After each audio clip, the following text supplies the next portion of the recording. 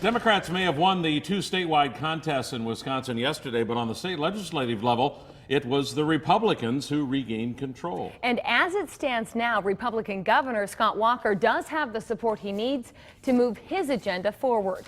Republicans won two previously Democratic seats, regained control with an 18-15 majority, and Republicans gained another seat in the state assembly for a 60-39 seat majority. On special assignment tonight, Fox 11's Mark Leland looks into what the change means for Wisconsin. While Republicans failed to deliver the statewide vote for president and U.S. senator, their strength turned out in local races for seats in the Wisconsin legislature. If you're doing the job that they sent you to do, then they're going to continue to send you back to do it. They're either going to view you as part of the solution or part of the problem. Republican Congressman Reed Ribble, who won re-election, says voters are able to single out candidates that make the system work. And I think what we're seeing locally is that people are viewing those Republican candidates at least as part of the solution here in northeast Wisconsin. When Governor Scott Walker took over the state in 2010, he had the backing of a Republican-controlled state assembly and state senate. Controversial legislation was able to balance the state budget and eliminate the deficit, but also led to costly recall elections, which handed control of the state senate to the Democrats back in June. That put a stop to Republicans being able to steamroll through legislation. Yeah, we're very pleased to take the majority back in the state senate.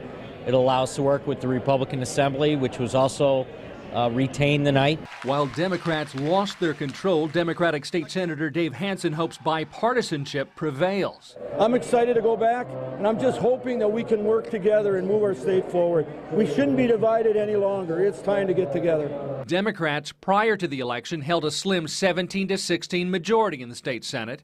In Tuesday's election, Republicans took an open seat from Democrats and recaptured the Fox Valley seat it lost in the recalls, giving Republicans control with an 18-15 cushion. You know, we worked so hard to try and flip the Senate to at least have a firewall there, and now those gains have basically been reversed in this election. I think it kind of happened while nobody was really looking. The Republicans getting a couple seat advantage in the state Senate should lead to very, an opportunity here in the next 6 months for them to do some very meaningful things. And I think job growth and economic development will be at the top of that agenda.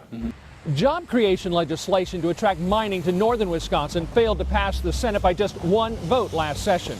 With a 3-vote majority, Republicans now expect it to sail through. There will be an opportunity for a lot of people who live there to get good, meaningful, good-paying jobs. Despite the hard partisan feelings that sparked protests and ultimately the recall fights, in the end, Governor Walker and his fellow Republicans appear to have won the political battle. They've got a balanced budget, and the citizens here said, we like the idea of a balanced budget here in Wisconsin, and they sent the people back in control who did those things. Barring any more recalls, Republicans will retain full control for the next 2 years. On special assignment, Mark Leland, Fox 11 News. When the new session of the state legislature meets next year, the Senate Democrats will have a new leader.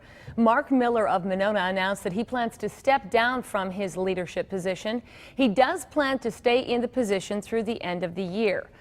Miller ran unopposed in yesterday's election.